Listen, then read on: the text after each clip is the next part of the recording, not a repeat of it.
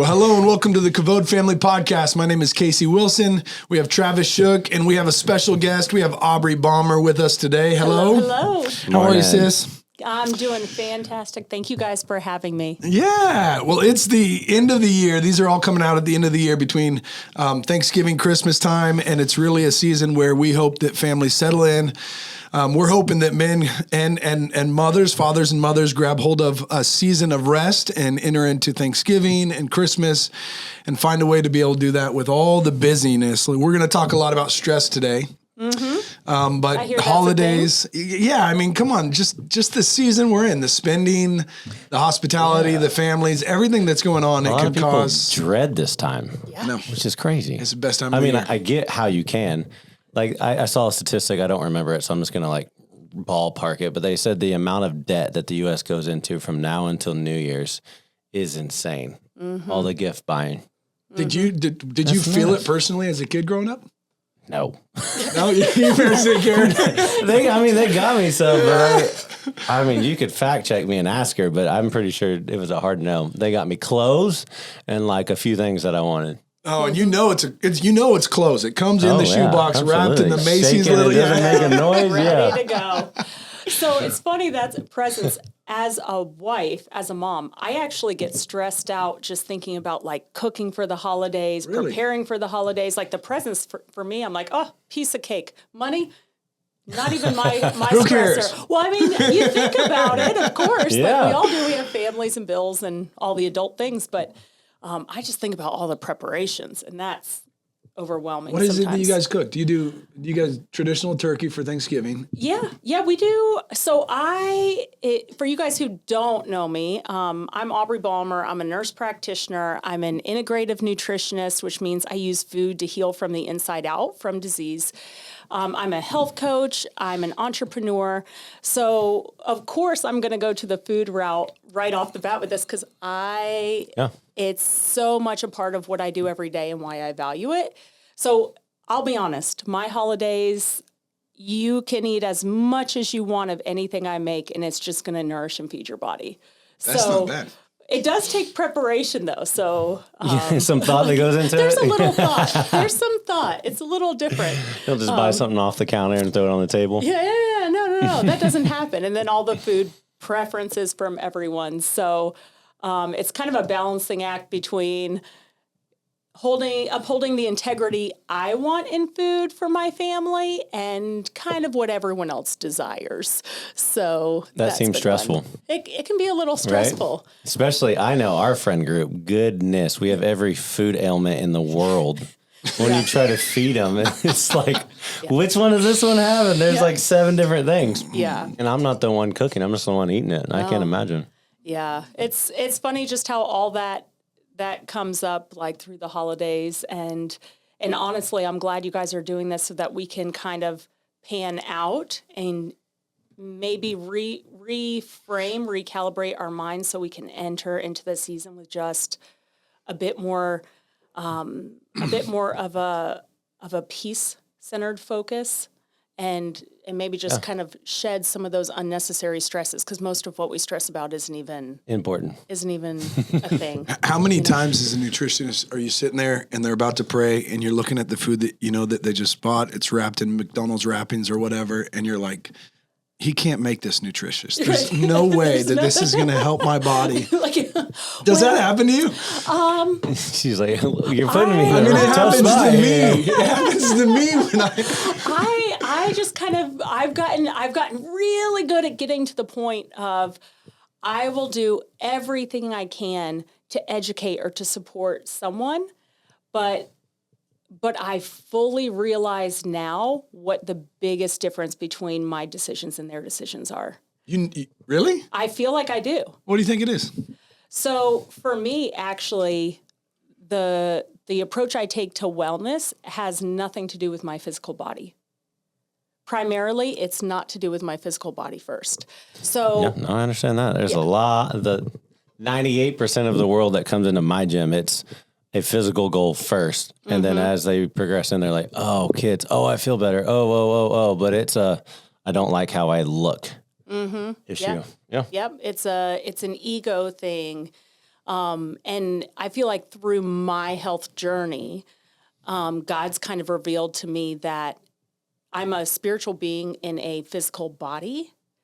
And the Bible says to us, like, our purpose, all three of us, our purpose is to love the Lord with all of our heart, mind, soul, be overwhelmed with his love so it flows through us and how we can love other people as we love ourselves, right? But that's mind, body, soul.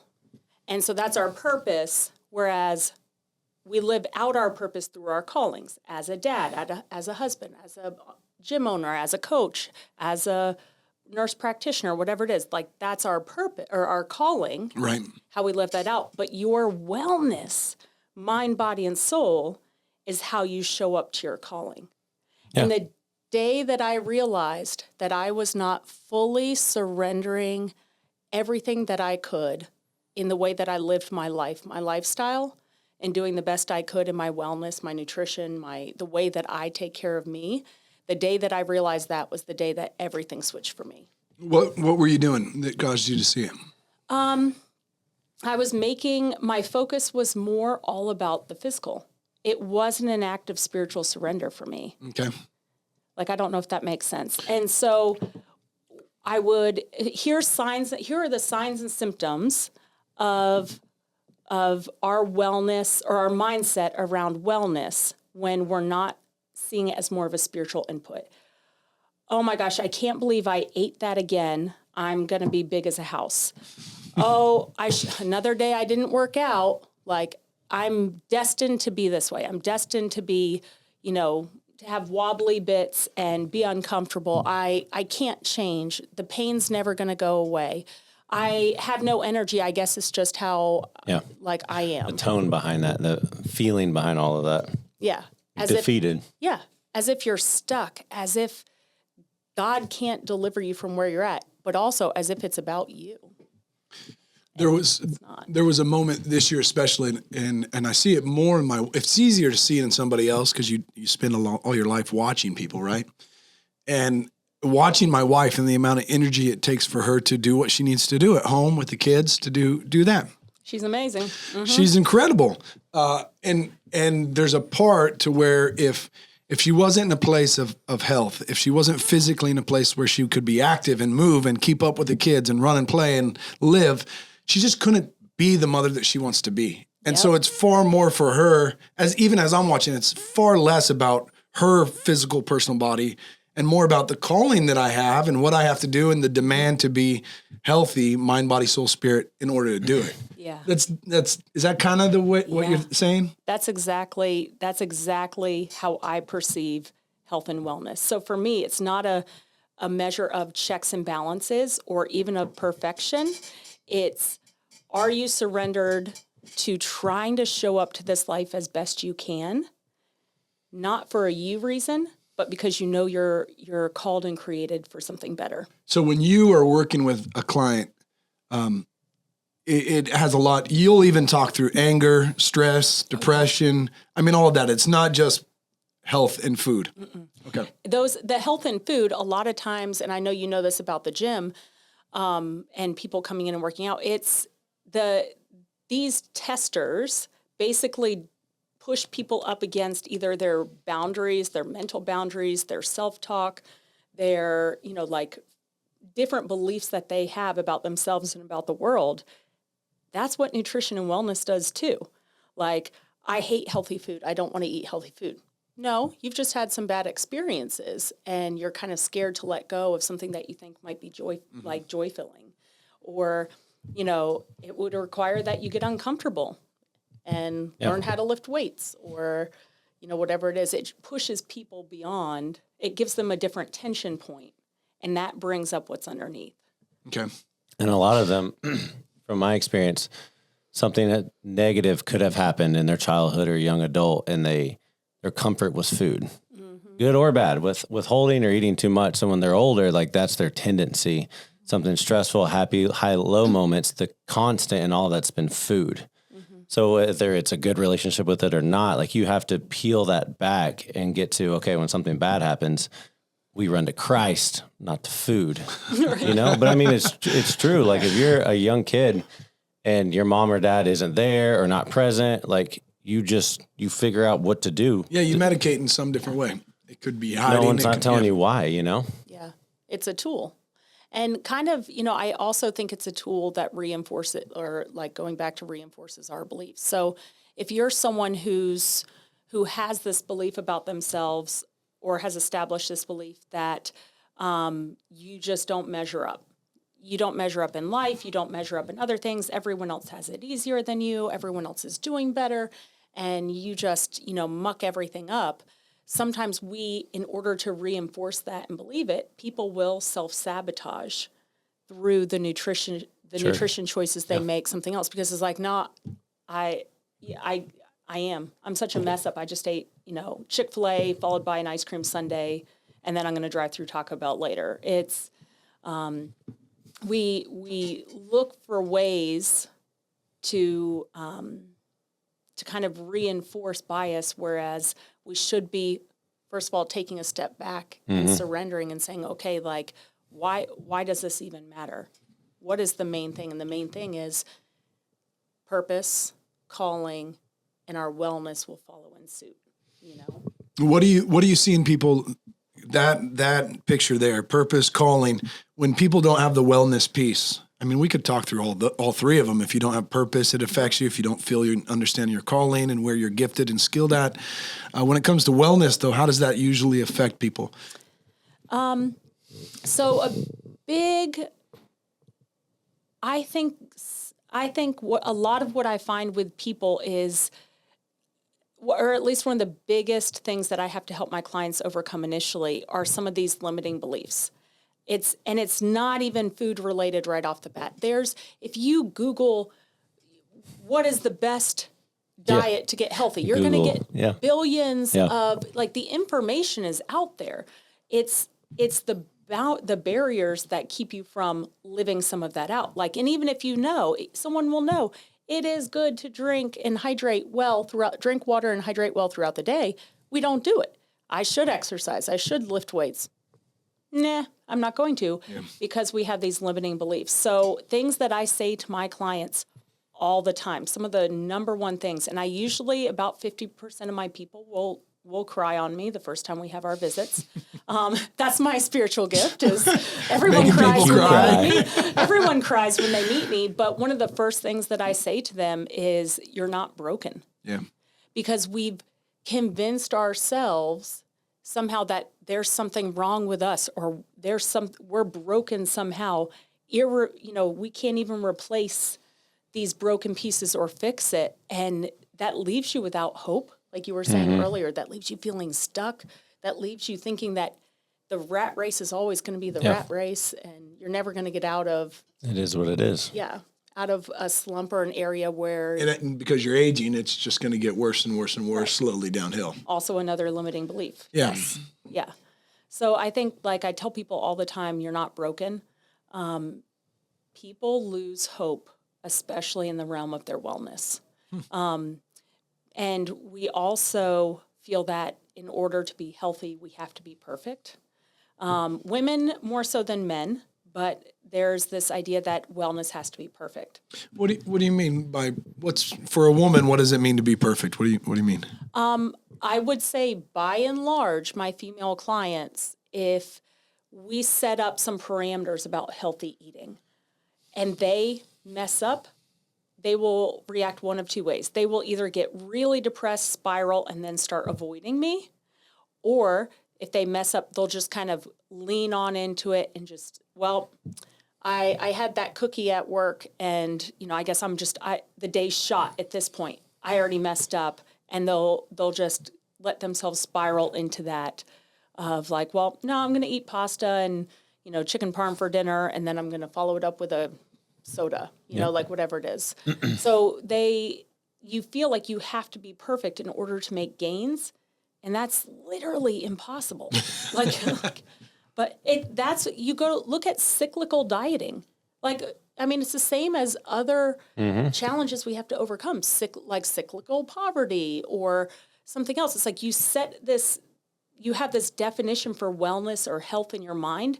And a big portion of that is people think I have to do it perfectly. I can never have a piece of bread. I can never enjoy a soda. I can never partake in desserts. I can't, because if I do that, then I'm sabotaging everything, and I'll never be able to like get where I want to be, and that's not true.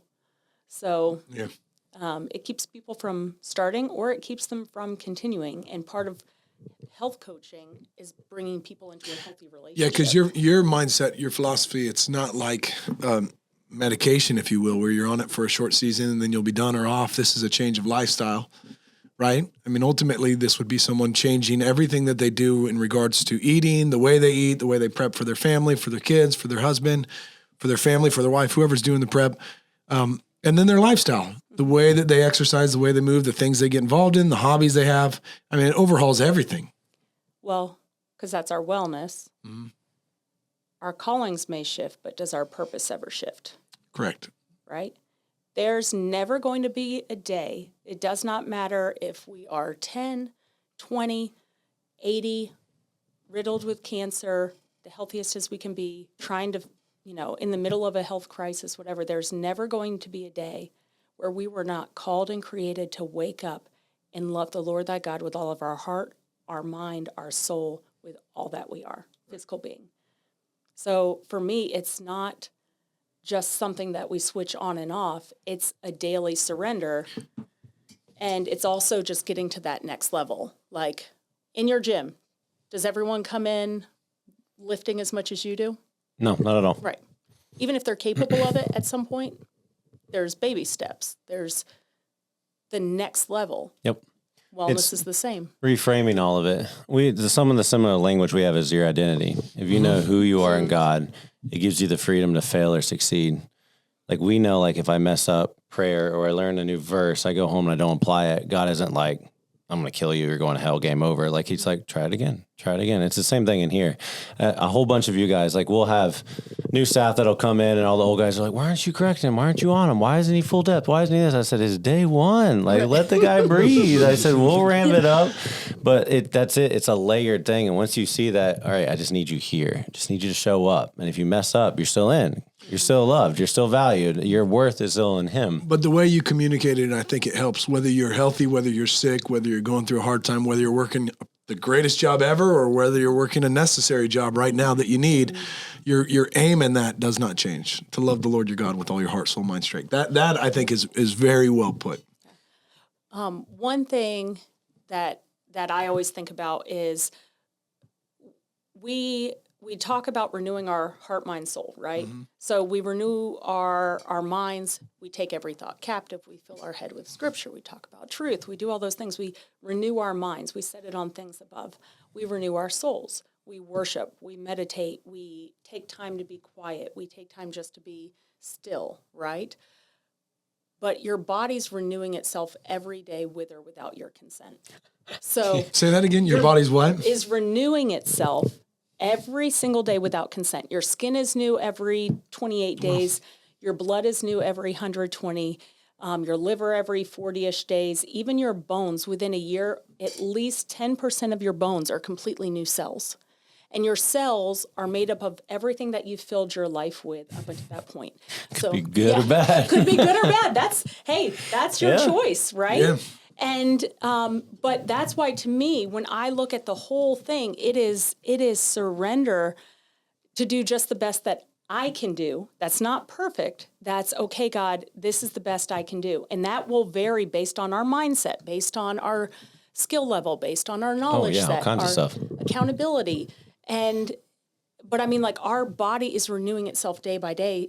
I view fueling my body the same as I view renewing my soul or renewing my mind and setting it on things above. Yeah. All right. Well, let's jump into some practical. Okay. All right. Where do you want to go? You want to talk about food? You want to talk about activity? I think a great way, because I have to, I don't want to say talk everybody off the ledge, but I have to get ahead of the holidays as much as I can and reframe the thought of it. So I want to hear what you tell. It doesn't matter, mom, dad, male, female. What are you telling your clients? Let's say a week or two before Thanksgiving, looking for the next 2 months. What's your aim?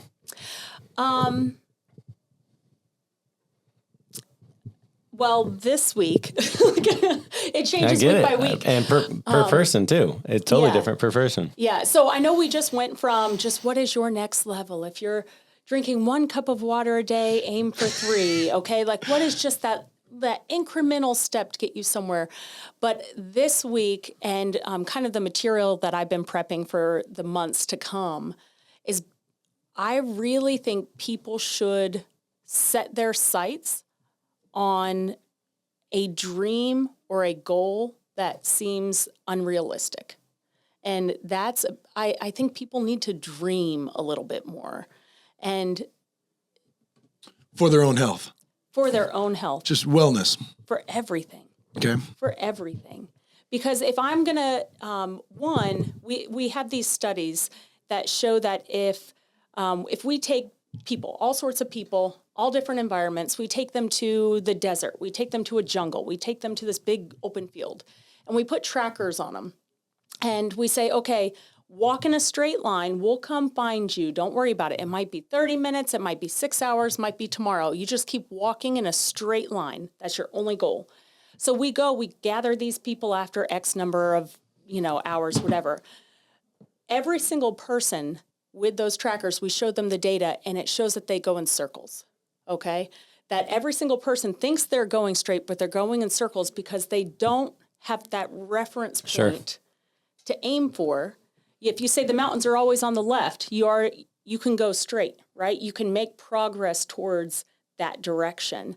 But if we don't set goals that are crazy, what's that quote? You guys know this. I know you do.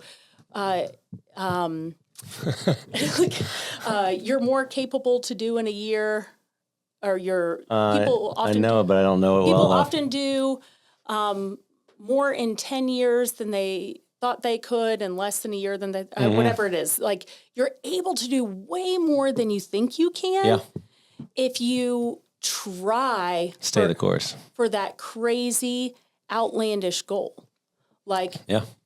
Because you're going to start acting in ways that have to make you into that person to achieve that goal. Yeah, and if you have a goal, you all of a sudden begin motivating yourself. I'm not dependent upon a coach telling me every day, every minute what to do. I start to recognize a good choice versus a poor choice, and I start moving so much faster towards my goal because it's driven by me. Mm-hmm.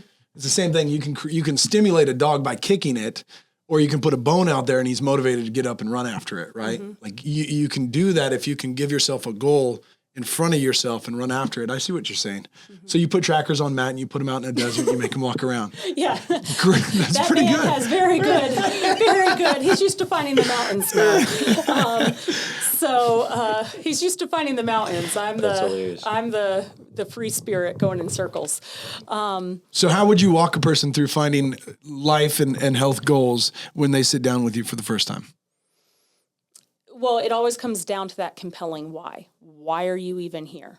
And normally people are here, even if they can't clearly define to me why they're here, they'll start saying things like, I don't feel good. I'm tired of not having any energy. I'm in pain all the time. The doctors want to put me on all these medicines, and I don't want to go on medicines. I'm tired of not being able to bend over and tie my shoes. Whatever it is, whatever that pain point is that usually brings them to me, that's similar for what brings someone into a gym at the beginning of the year. I'm tired of feeling overweight or fat. Looking like this. Like this, yeah. And so the pain point brings them in, but then we have to look past and say, well, like, why is that so painful? What are you not able to do? I'm not able to play with my kids. I'm not able to, I don't even want my husband to look at me because I feel disgusting. Whatever it is, those relationships, I have no energy when I show up for work. What is it that isn't matching up? Yeah. And then that will go back to, that's in some way you're not showing up to something you're called and created for, which is way deeper.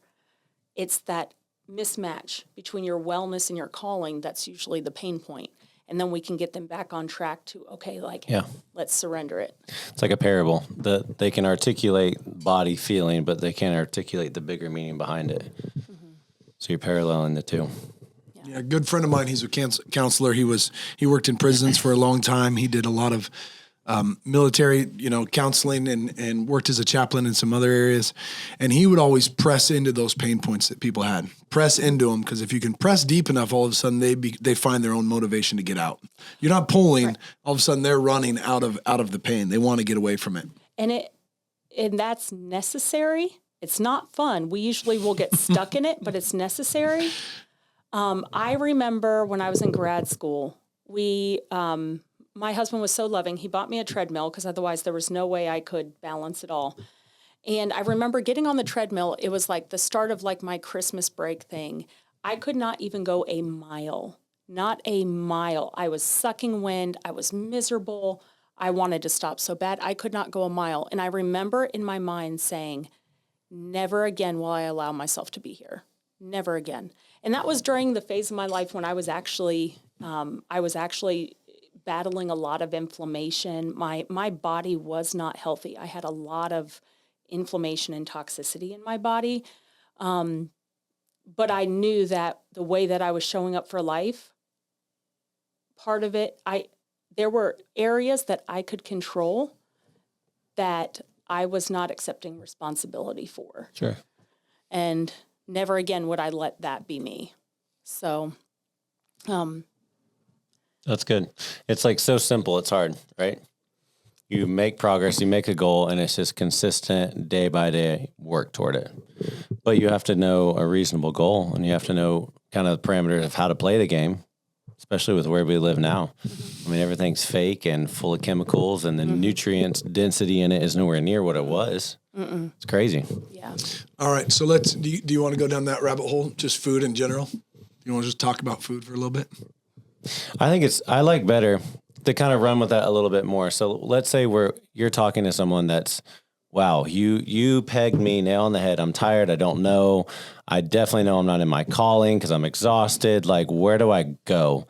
Now, obviously it's tailored toward the person, how old they are, and a whole bunch of different circumstances, but just a vague, broad scope that they could at least take a step in the right direction. What would you advise? So my initial step with coaching for anyone does not matter. The first step that I take with everyone is I push everyone towards more of a whole food diet, okay? That's some sort of dead animal protein, okay? That could be plant protein too, but it's dead animal of any sort, yes. Okay? Cow, pig, fish, whatever, eggs, chicken, whatever. So, it's protein, it's vegetables, it's fruits, nuts, seeds, all the things that like God made. And I always tell people, I'm like, give me just 3 months of your life. Give me 3 months. You don't even have to be perfect. Let's aim for that 80% of the time. And typically they will come back. There's a few other things that we work on too. Stress is the second big thing that I always include in our initial visit. And I'll break that down in a minute. But worst case scenario, people are going to feel better and come back and be happier next time they see me.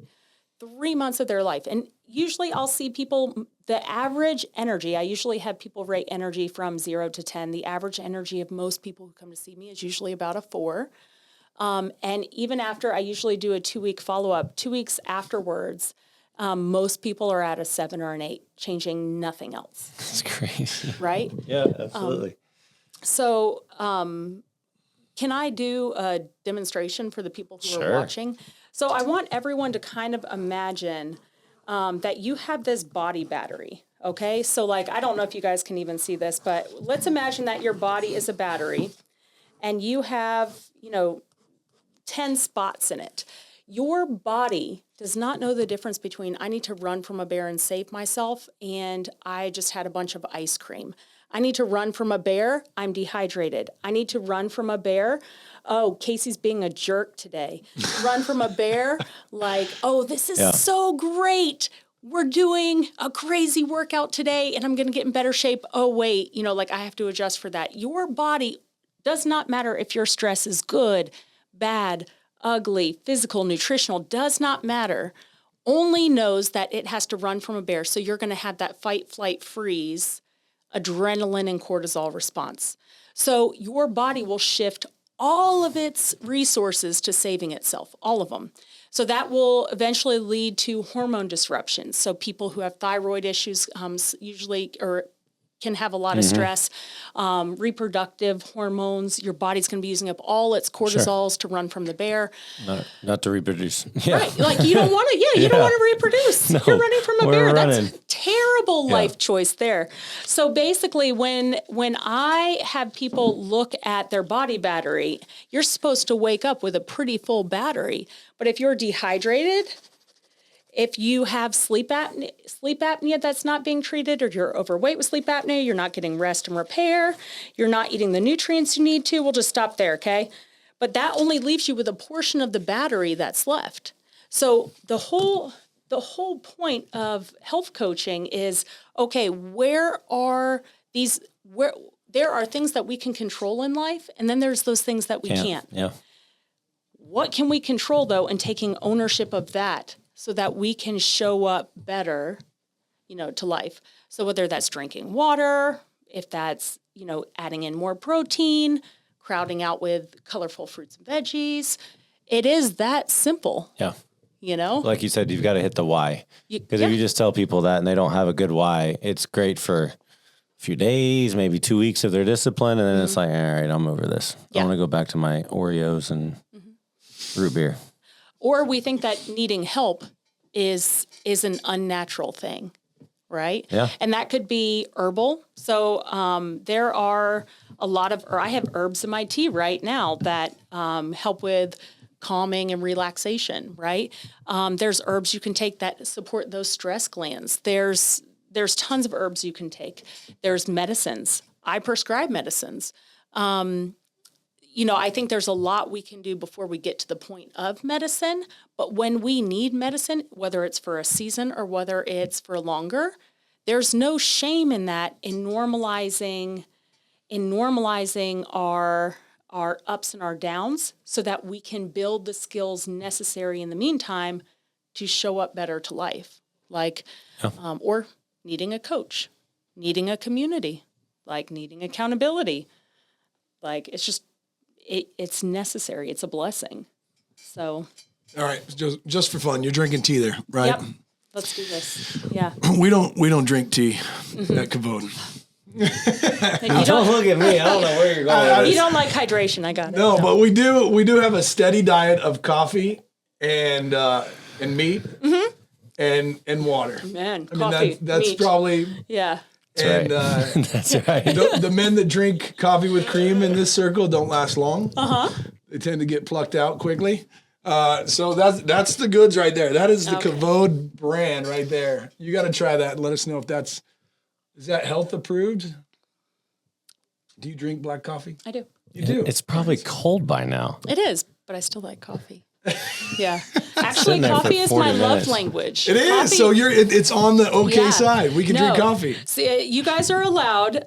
So let's talk about rules around coffee then. I was going to say, here we go. We're going to kill our fun. What are the rules around coffee? I mean, you have to stay hydrated. It dehydrates us. I know that much. And then the rest, I turn a blind eye and just drink as much as I want. Oh, I'm not dissing that. So one of the biggest things, especially with people who work out, is having coffee on an empty stomach. Yeah, that'll kill you. So first thing in the morning, you have that natural cortisol spike. Your body's trying to amp itself up to go out of the cave, to source food, to fight like the saber tooth. So you have that cortisol spike.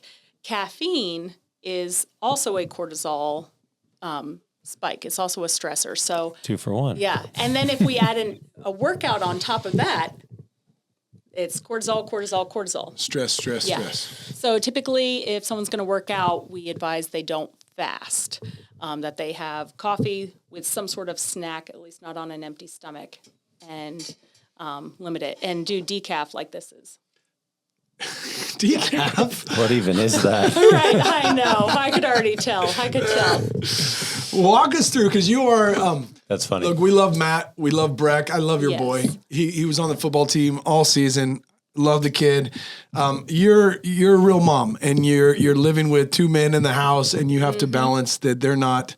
What's the Now what? Now what? I was gonna say health They're not freaks. as passionate. They're not as passionate. They're not as passionate. Clean that up. Is that fair? Yeah, they're not. Oh, Very fair. Oh, very fair. No, I love my boys. I love my boys with all my heart. But they'll enjoy a Snickers on the car ride, or come on. Not in front of me.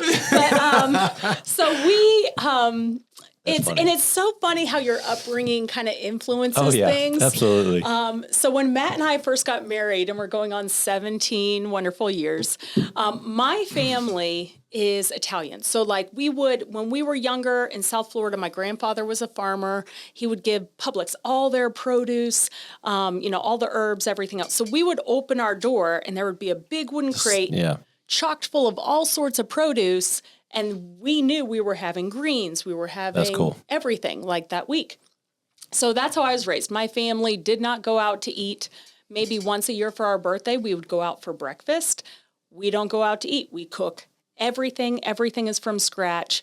And so their obesity is a challenge, can be a challenge for everybody. Right. But in our home, my parents said, we're going to do our best to teach you guys how to eat to overcome that, eat to, to stay in a healthy place. So my whole life, that's what we do, right?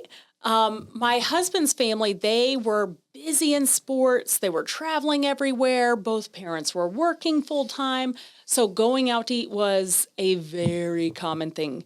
Sure. And there's a running joke. My late mother-in-law, when she would make pasta, it was just that. It was pasta. No sauce, no salad, no nothing. You're like, there you are. That was their cooking, right? So fast forward to our marriage. I would be working at the hospital all day, come home. My stud of a husband, it was a Saturday, so he finished working at noon, and he was at home relaxing, and it was his night to take care of dinner. All right, so I'd come home, just like my parents. I'm like, Dad already has something beautiful, gourmet on the table like this. What does my husband have for me? I walk in and he goes, where do you want to go? And I was like, where do I want to go? Do I want to go somewhere? No, we cook in the home.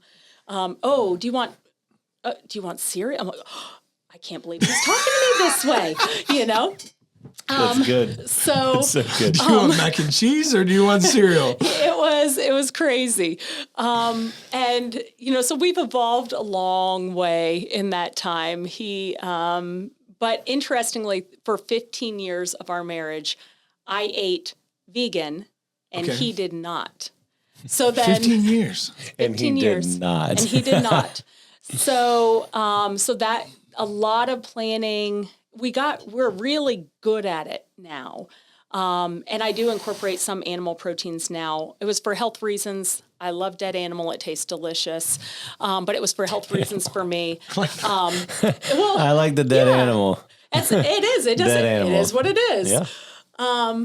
But at least in our home too, I think quality matters. I don't think it's, for me personally, I think you have a lot of people, they just need to do the best they can. Okay. So, for instance, my mother-in-law had cancer. If it were me, I would have eaten differently. I would have done other things. She was not willing to do that. She was willing to eat a very good diet and incorporate different foods and do things to her best ability. And that is what worked for her. She elevated her game on her terms. Mm-hmm. So I don't think that I'm not going to speak to in this moment, should you be vegan? Should you, do carnivore? I think that's useless. I think what quality, going back to chemicals.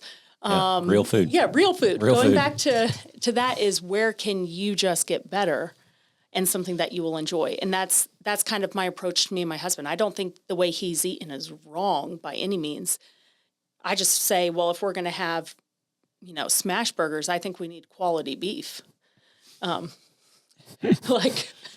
Which has also been a source of contention at times. I can see that. Quality beef is a little bit more expensive. It means something to her than it does to a normal guy, right? It does. Oh, if somebody told you to go to the store and buy quality beef, this is before you were aware of maybe grass-fed or something like that. This is the difference between buying the 45% fat versus what the determining factor there is. My wallet is the determining factor.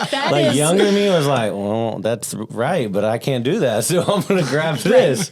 It was what it was, And I think if it is cost prohibitive, if there's a cost point to where you can't afford those foods, still buy the beef, the red beef that has the chemicals on it that you get from Ingles and Walmart. Okay. Like that is okay. Do what you have to do. Do better than you have. That is still better. Slip in there. Yeah. That is still better than getting a frozen pizza or something else. That is whole food. That is still okay. And I believe, in all fairness, I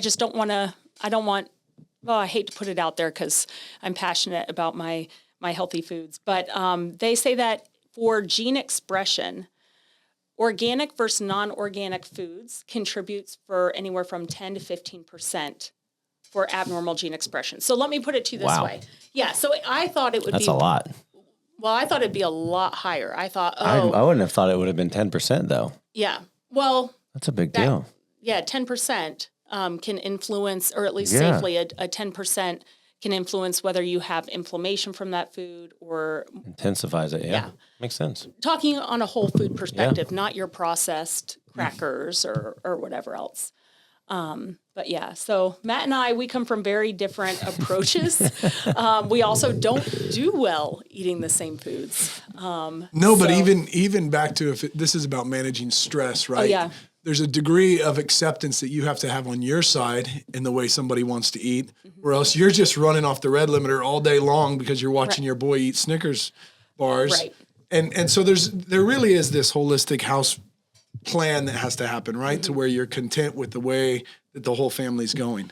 And I don't know if you guys can answer for your families. One of, or at least for us in our marriage, the biggest point of contention for Matt and I is not finances. It's not how we parent. It's actually food. But I think in most households, to ask you guys a question, how stressful is it to figure out what's for dinner? I'm going to answer differently than my wife. Okay. 0, because whatever she makes, I eat, and I have 0 complaints about it. How often does she ask you for insights or opinion? She'll ask what I want, like a favorite meal, but like she just does it. She cooks it, and I eat anything she puts in front of me. Okay. I don't complain about that because I don't want to cook it. All right, yeah. I don't want to cook it. Do you roll your eyes? No. Okay. If it's in front of me, I'm eating it. All right. Yeah, if I rolled my eyes, there's 7 other monsters that are going to do the same thing. Right. And you think that's going to go well for me that night? No way. No, but she does. I mean, I think it's more,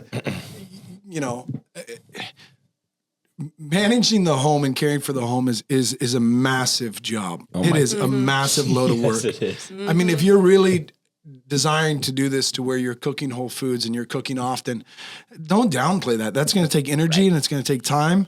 Learning curve.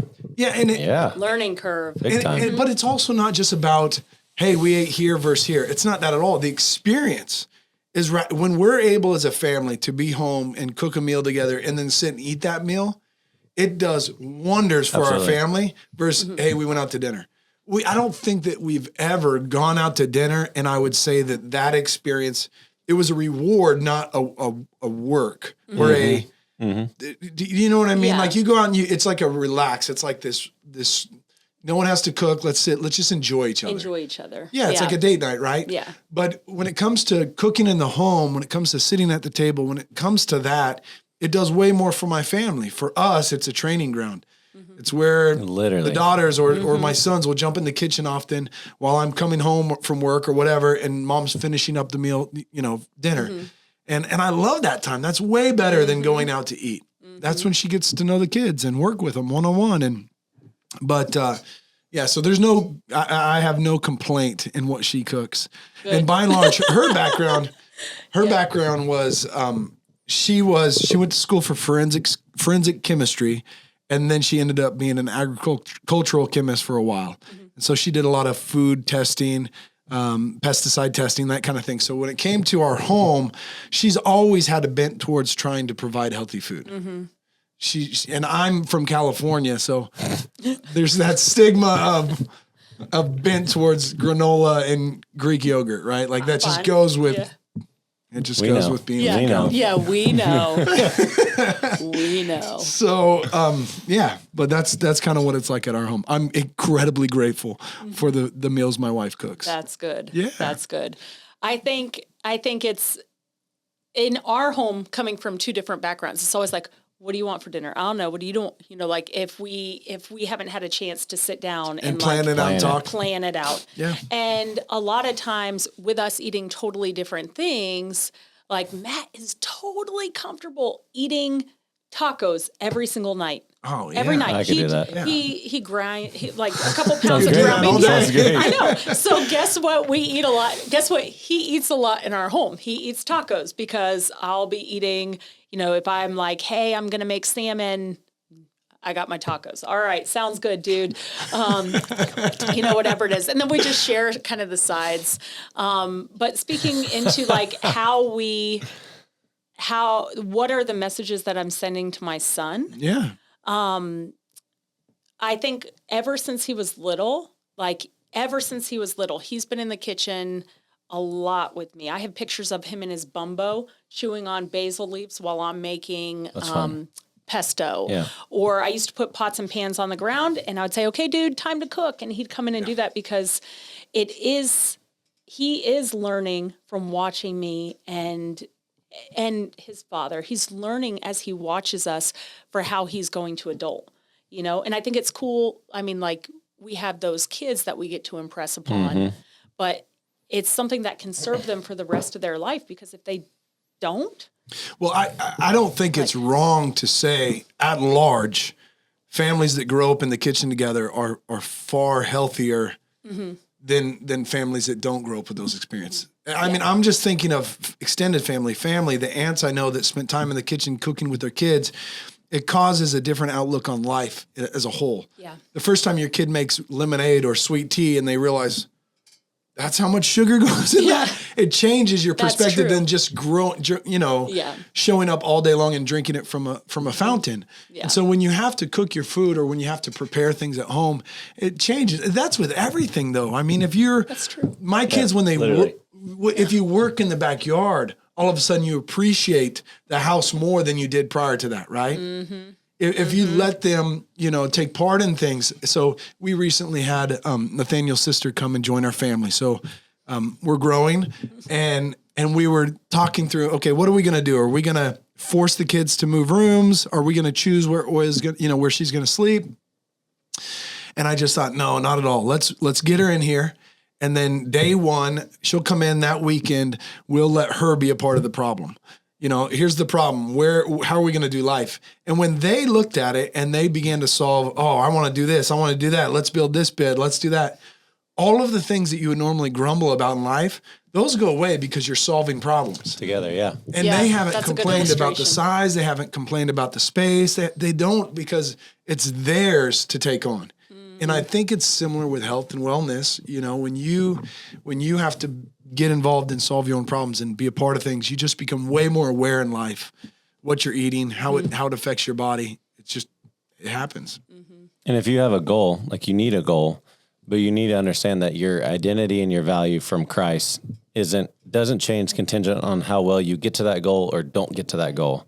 Right. But you do need a goal so you're not doing circles in the desert. You do. That way that you're making progress towards something, right? So you are trying to live healthy because you know that living healthy and being more fit in general allows you to love on people, minister to your kids better, have the energy to cook, to go play tag at 10 o'clock at night. Yeah. So you see that, and if you don't have that kind of golden compass, you're just chasing your tail. It's true. But make a goal, but don't let it define you. Because he does. Yeah. I mean, it's so simple, it's hard. No. Food definitely can become an idol, right? It can become the God that you're pursuing, the thing that you're pursuing, health or fitness or food in general. It becomes your identity. And it's a tool. Yeah, rather than a tool. It's a tool. Yep. All right. Well, where are we closing this? Where are we going from here? You want to close by just talking about other stresses? I mean, we hinted before we started this about maybe sharing some fun stories. Oh. Do you want to go down that road? Yeah, sure. Because this is enlarged. That's what you're trying to do. Let's lower the stress. Mm-hmm. Let's increase health, wellness, but along with health and wellness, it also comes faith, trust, right? All that plays into it. So environment and circumstances, whatever you're thrown into, could be a terrible situation you're thrown into. Faith plays a role in that. I mean, for us, the reason we started this whole Kavod Family podcast was we wanted to continue to talk and present the picture that God, his presence, his will, his desire, who he is engaged in every area of life. And that you could live in that shadow and experience a life that was honorable and glorious and weighty by following after him. That doesn't guarantee an easy life. It doesn't guarantee that you won't go through sickness or disease or cancer or hardship. And so when you're thrown in that situation, having a mindset that's already whole or well or healthy, whatever we're talking about here, it helps you navigate stress, right? Yeah. Is that fair? I think that's pretty darn fair. So I think it comes back to, one, our perspective and remembering that the words that we use matter. And I want to preface everything with that. The words that we use matter. The words that we speak over ourselves, the words that we speak over our life, the words that we speak towards other people, like it is creating and shaping how we view our reality. Okay. So if you're someone who wakes up every day and, oh, life is hard for me. Oh, I'm such an idiot. I can't believe I spilt that. Like, oh, I'm such an idiot. Like you're shaping your reality to kind of conform to that. As Christ followers, we have word that does not shapeshift. We have word that is eternally true. We have word that does not matter our perspective. There is such a clarity and such a power behind those things. And so my personal belief, because I am a Christ follower, I believe every word in that Bible, but that God created me for a purpose, that he holds every day. Every moment of my life is in his hand. He knows every hair on my head.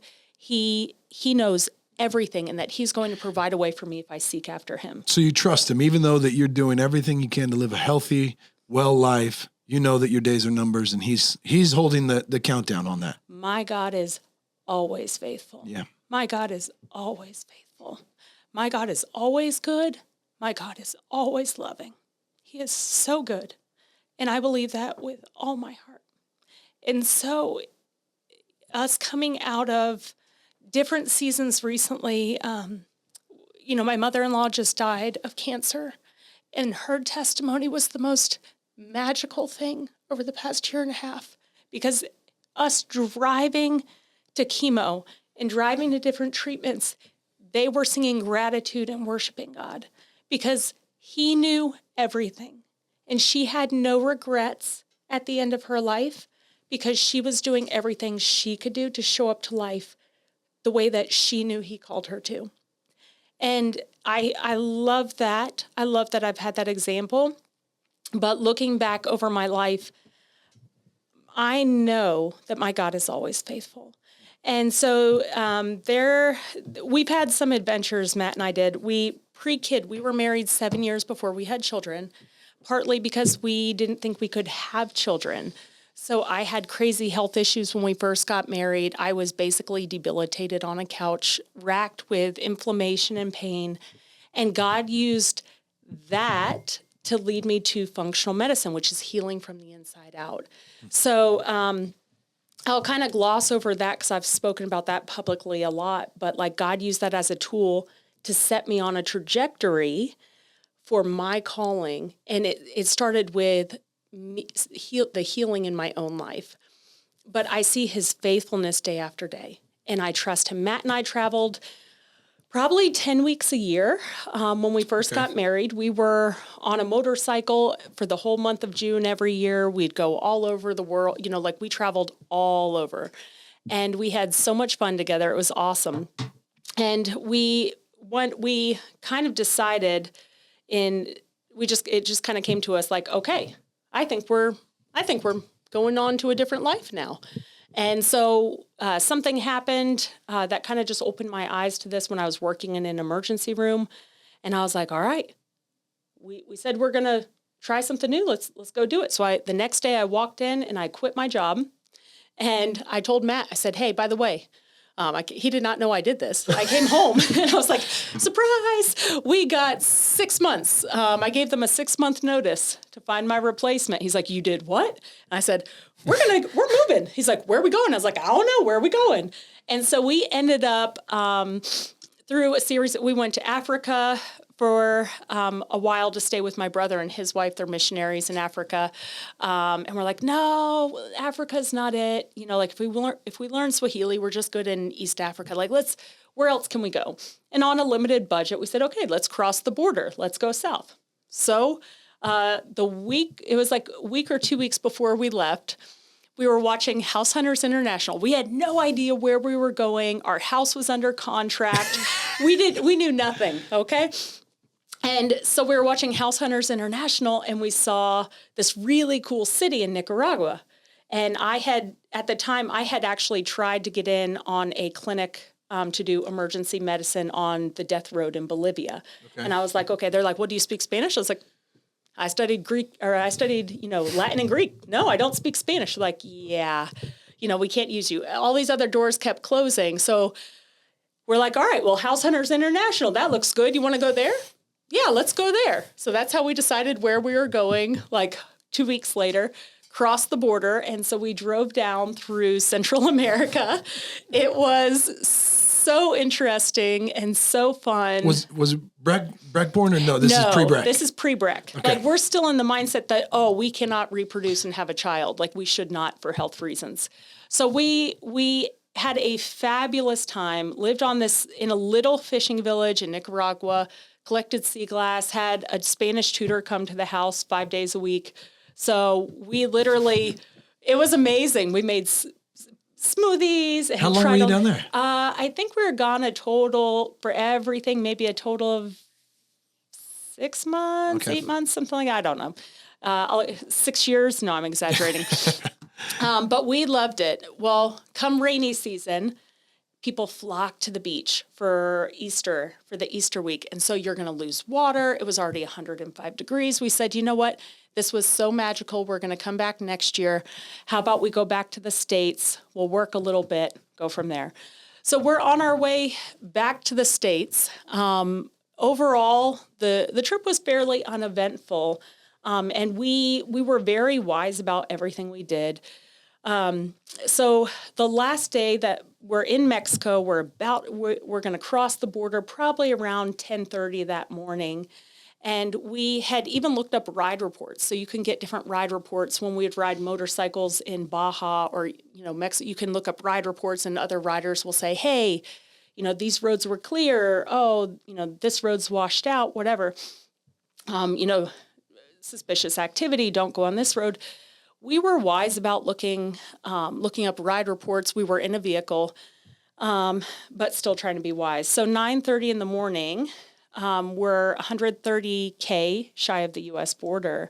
And Matt and I turn a corner, he's driving, and we see 2 trucks blocking the road ahead of us. And maybe 12 to 15 guys, fully Kevlar, semi-automatics, all that thing. And so we stop. We're about 200 yards away. And Matt's like, what do I do? I go, I don't know. Like, the drug cartel's right there. Everyone knows about the drug cartel. You don't want to hang with the drug cartel. So we're sitting there. We're like, okay, what do we do? And maybe not a minute goes by, 20 seconds, 30 seconds. Well, they see our vehicle stop there, and they run behind the doors with their guns trained on us. And so we're sitting there, Matt's like, okay, what do I do? I was like, I don't know. Well, they just start lighting up the ground and the hill. There's stuff pinging off the car. So we did what every normal person would do. Put it in reverse and floor it. And we're like, okay, if we're going to get killed, let's go where there's witnesses. Yeah. So he turns the car around. We're flooring it. I can still smell the engine burning, everything else. And we're like, God help us, God help us. Those guys had souped up trucks. They were on us like white on rice. And so they they were not playing, but we were trying to get back maybe a mile down the road. There was construction and we're like, we want witnesses, like that's all we know. So I just remember like it was cold that day and I had sleeves. So I pulled them down to where I exposed the skin on my forearms because we just assumed they thought we were other cartel or something. And one truck had gone up on a hill next to us, and one truck was kind of hitting, towards the back corner of the vehicle where Matt was. And so I like show my skin. I was like, dude, I'm not cartel. I'm white, and gun, pull over. So we just stopped because you can't outrun the drug cartel. Yeah. You just can't. So kind of what transpired after that was different for Matt and I. I was roughed up a little bit, but eventually put back in the car. They had us out of that vehicle so quickly. But Matt really took a lot more of a beating. So I remember even weeks after this experience, he had AK barrel marks, like just bruises in his gut, in his midsection from where they rammed him with the guns. And the cool thing about it, at this exact moment, no one knew when we were getting ready to cross the border. Like we didn't call anyone. Yeah. There's two different people that literally left us messages, unrelated, left us messages on our phone that we got once we crossed the border and turned our phones on. And both of them were like, God told me that I need to pray for you in this very moment. I don't know what's going over you. And they left prayers. Like, how cool is that? That's super cool. Like, God knew everything that was happening to us. And he knew everything. And I won't bore you with the other details that happened there, but what I can tell you is we had a emergency button. I don't know who was going to come if we hit that button. Maybe it's like a whistle. Like, I don't know. It wouldn't have done much. Yeah. We didn't even have time to hit that. But God knew exactly what we needed. We should be dead. They told us multiple times that they were going to kill us. Like, we'll teach you not to listen. They didn't want anything in our vehicle. They didn't want any of the money. They wanted nothing. And there was one instance where a guy came in the car and was picking through stuff. My husband, I don't know if you guys are this, but my husband's a collector of receipts. He loves receipts, apparently. But there's tons of receipts. And I love that he loves receipts. But there's tons of receipts in the car. So the guy was like picking through the gas receipts or whatever else. And I was sitting in the passenger seat, and because I assumed that they would kill him and that I would be used for other purposes. And so I just remember sitting there and just think, like, the fear had left at that point, whether it was shock or just something happens when you just surrender and you know you're not in control. And so I just sat there. I was like, I guess I'll just wait on the Lord. Like, I'm here, And I saw in the mirror next to me, I could see Matt on the ground, on his knees, hands behind his head with a gun to his head. And the guy came in, sitting in his seat, picking through stuff. And someone had walked kind of they had ended up blocking my view of my husband. And, I heard a gunshot, which I had heard multiple, but I could at least see that he was there. And I heard a gunshot. And, the guy was picking through stuff. Well, we had a dog that was hunkering in the back. Labs are great protectors. So we had a dog, and she just started whining. And so the guy, finally noticing our dog, was like, hey, like, is your dog mean? Like, in Spanish, is your dog mean? And I couldn't say anything. All I could say was, I don't know, no sé, mi esposo, my husband. And he was reaching his hand back to hit me. And he stopped, and there was a gift from someone in our village. It was a cheap plastic rosary, and the mama of the family, she's like, I bought this for you guys, hang it up for protection. So he was reeling back to hit me, and he saw the rosary, he saw the crucifix, the cross, and he stopped, and he just rubbed it for a second. And then he looked at me, he said, tranquilo, like, chill out, threw a water bottle at me, chill out, basically. And he got out, and he went, and he actually got in between the main guy and my husband. And we don't know what they were saying. I guess the gunshot, they had shot next to his ear and then rammed him again in his gut. So we don't know exactly what they were saying. But he kept intervening and kind of arguing with the main guy, and basically looked at my husband and said, "Get up, leave," in Spanish, like, "Pase, leave, leave." So after the second time, Matt just kind of got up, ran in the car, and we took off, right? And everyone says, "That's so silly." We've had so many people give us their opinions of what we should have done. "You ran, you idiots." I'm like, hey. What would you have done? Just sat there? Right here. You missed. The other thing, though, is I firmly believe Matt and I prayed every morning, and I prayed every day that my husband would have wisdom. That's what my husband had.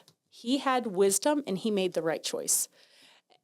The other thing, people said, "Oh, wrong place, wrong time." Matt and I don't believe that. Yeah. We believe we were in the right place at the right time. And honestly, if something happened to us, that God is still just, and it was our choice to go. So I do not regret anything in my life or any decision in my life, because if God chose to take me during that, he's faithful and he's just. That's fine. But we're still gleaning lots of lessons from that. But I think one of the biggest lessons for me was accepting how little control over things I actually have. Yeah, for sure. Yeah. My goodness. Yeah. Yeah. And so we also see it as a huge affirmation. Our son, who we were never supposed to have due to my health reasons, when we were in Nicaragua, all those health reasons, they kind of dissipated for 3 or 4 years at this point. And so we're like, well, those were all the reasons, and we don't have those reasons anymore. Maybe we should just knock it out, produce one, and kind of go from there, right? I'm a very emotional person, clearly. I'm like, I can't think about this. Let's just do it and just do it. So when I got pregnant with Breck, we had a miscarriage before, but when I was pregnant with Breck, we knew that I was high risk. We knew from the get-go that if we even made it to full term, that would be a miracle. I had health issues within the first couple weeks, actually, or like within the first couple months, not weeks. The first couple weeks, we were still doing CrossFit. I felt amazing. I was like, if this is being pregnant, I'm never not going to be pregnant. And then that changed. But long story short, with our son, he was born at 2 pounds. And we nearly lost him. And if we waited even an extra day, he wasn't moving, he wasn't anything. And so it was an emergency C-section. I knew he wouldn't be breathing. I knew, we had a road ahead of us. So even when they were kind enough to say, "Hey, we'll put this TV on, you'll get to see him recover," I'm like, "Don't turn it on." And they're like, "What do you mean?" I said, "Don't turn it on. I don't want to see." I said, I did L&D for 3 years. I know how he's going to come out. I said, "But don't you worry about my son. He'll be fine. You guys just do what you got to do." And so Matt and I had already made the plan. He was going to go with Brecky. Breck came out not breathing, which I guess that was a shock to my husband wasn't quite expecting that. But we could not, God had a plan for Matt and I together that could have never been accomplished with us apart.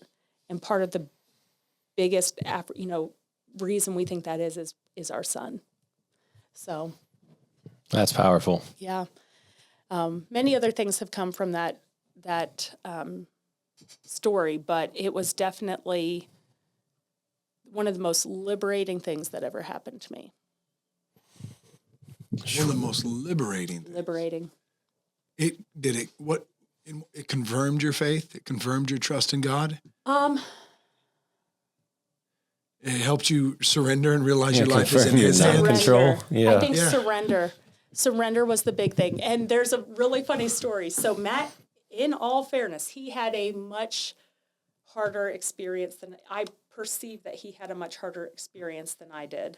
And from a guy's perspective, you guys made a vow to protect your wife. Yeah, right? The only thing worse than going through something is watching your wife go through it. Right. Or your children, And if you can't do a thing about it, yeah. Right? It was a very hard experience for him. I know that. But we also process trauma differently. So my background is I did emergency medicine and trauma for, at that point, 12 years, right? I see people, I have people die in my hands all the time. And so you think about dying a lot. Yeah. I want no regrets in my life. And honestly, I have none.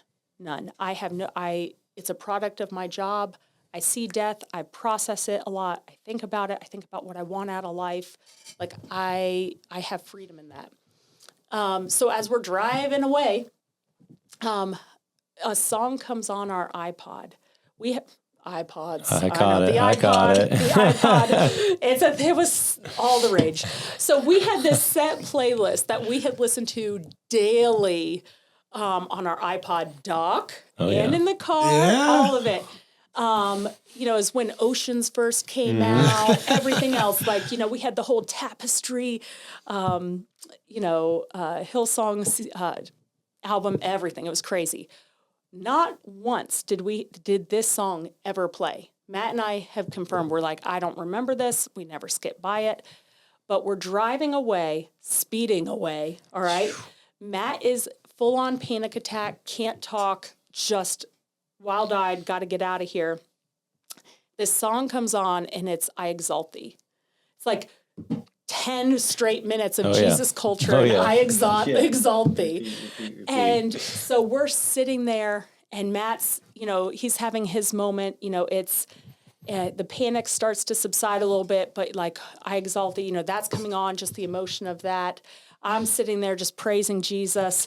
We're having our moment, and I look at him because I'm so full right now. I'm like, oh my gosh, like I surrender, like wherever you want me, that's the best place to be. I won't change it. If it's there, then fine, I'll go back if that's what you want. So I look at Matt and I go, baby, I was like, if God called you to be a missionary to the drug cartel, would you do it? And he's like, not today. And we keep going. And I'm like, okay, all right, we'll circle back to that. We'll circle back. Not right now. Not today. But it's funny how our past is our tool. Yeah. And so, it doesn't have to be in that moment, but our past is our tool of what am I learning from that? What am I being blessed with through that, if we choose to frame it that way? Anyway. That is good. That was a big story. That was a long story. Yeah, good. But it's fitting. I mean, if your aim with all of this, with, Bold Life Wellness, with Cooking to Overcome, it's like you said from the beginning, this is not just about how do I let my physical body look better. Mm-hmm.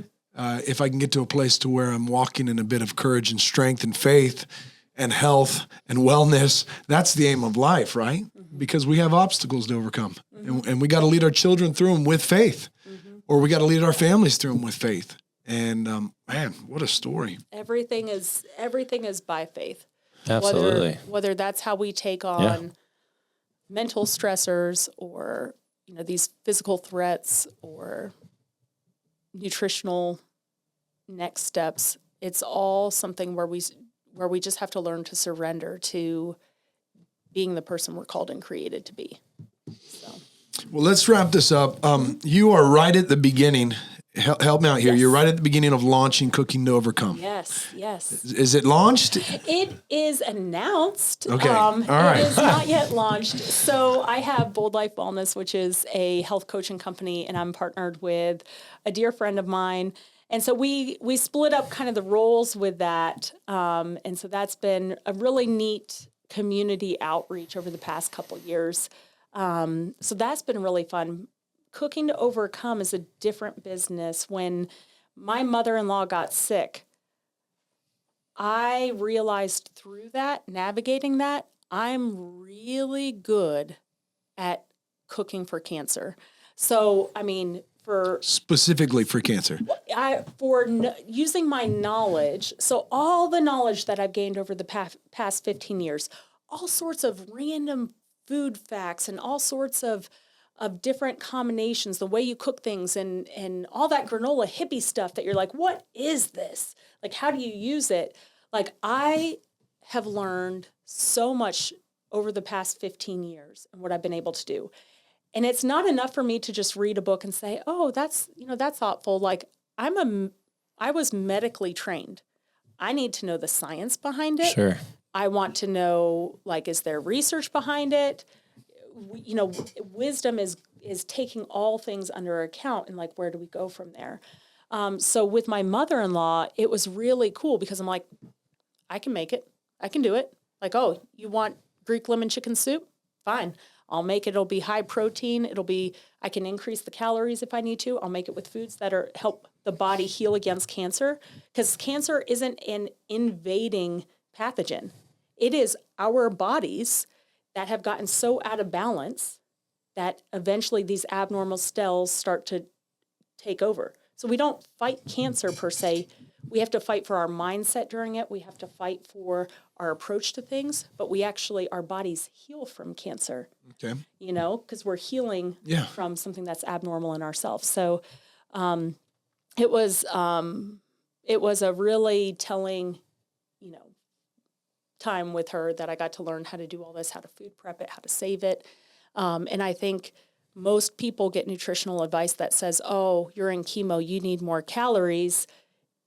Have an ice cream sundae and eat some cookies. Yeah, you're feeding the stress. You're feeding the cancer. Yeah. So, and especially around here, we actually don't have a whole lot of nutritionists that are working with our cancer centers to help people to know, how can I cook to help my body heal. Okay, so you're hoping to partner. Well, you're already involved in the hospitals, right? Mm-hmm. But you're hoping to make this available to be able to... I want it to be free for anyone who needs it. Okay.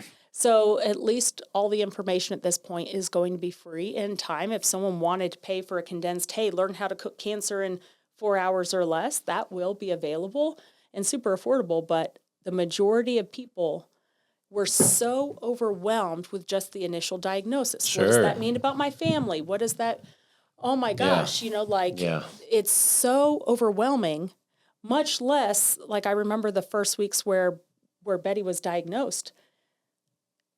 The shock factor, maybe just the lack of knowledge about like, oh, what does this mean? Like, there has to be someone that helps navigate and make these things more just streamlined so that it doesn't add to the stress. And it's keeping it simple. It's just like we're talking about, like in all of nutrition, like you don't have to do anything crazy. It could be as simple as how we're hydrating our bodies and what the whole foods we're filling our bodies with. And so my goal is to help relieve some of the overwhelm people have when they're diagnosed with cancer or they're eating during treatments. Yeah, in that sense, you're giving somebody who's terrified or afraid, doesn't know what they can do, and you're giving them purpose, right? Yeah. Like you're giving, through food, you're giving them action against this. You can fight. You can. Here's an option. You can. Yeah. And your body's made to do it. Our bodies, your body today will kill 20,000 abnormal cells that could turn to cancer. Like our bodies are made to So will fight that coffee. Cancer. Yep. That's 40,000 today alone. I could tell. My taste buds already fell off. Yeah. So the hope with this, meal plans, books, courses, online. What's the hope? We'll see where God leads, but it's definitely going to be lots of recipes. By surrendering, right? Right, by surrendering. But it's going to be lots of recipes. Eventually, like cookbooks that go, like a cookbook that may go along with it. Sweet. Yeah, TV show, the usual. Nice. No, I'm just joking. She's going to publish these cookbooks under Kavod Family Press. Sure. Did you know that? Sure. Oh my That's God. fine. I know. I've been reading, The Barefoot Contessa has a book out right now, her memoir, and I am in heaven over that right now. I know. We have no idea what that is. Okay, The Barefoot Contessa? No, we're clueless. Every woman on here does. So she is we're a doing New right. Yorker. Yeah, you're doing good. You're holding strong. She is a New Yorker and ended up buying a restaurant called the Barefoot Contessa in the Hamptons. Okay. And then that led to a TV show and cookbooks and all that. So she's just been she's like kind of like a Martha Stewart sorta, but like food wise. So if she wants to pick up your book, we have no chance. Yeah. Oh, sure. Oh, he's not setting lofty goals. You may want to talk. I know, right? All right. Right? Stop walking in circles there, sir. Oh, man. Yeah. Sis, thank you so much for coming on. Thank you guys. We Thank appreciate you. it. Yeah. Well, if you're with us still, thanks for listening. This is Kavod Family. This is Aubrey Balmer. Check her out. Bold Life Wellness, Cooking to Overcome. Enjoy your day. All right.